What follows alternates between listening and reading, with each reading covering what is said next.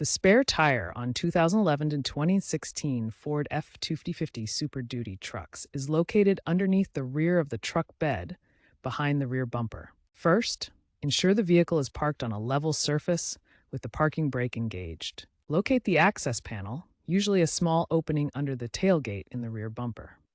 Insert the tire carrier key, a hex-shaped tool, into the winch mechanism behind the panel. Turn the key counterclockwise to lower the spare tire.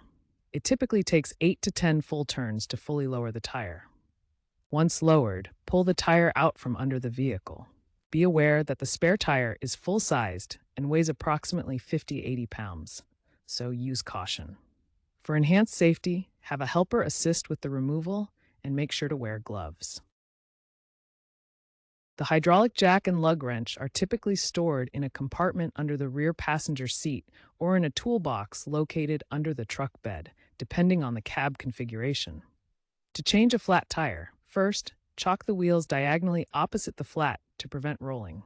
Locate the jacking points on the frame rail near the flat tire. Use the lug wrench to loosen the lug nuts in a star pattern before jacking up the vehicle. Once the flat tire is off the ground, fully remove the lug nuts and replace the flat with the spare tire. Tighten the lug nuts by hand in a star pattern, then lower the vehicle and fully tighten the lug nuts with the lug wrench.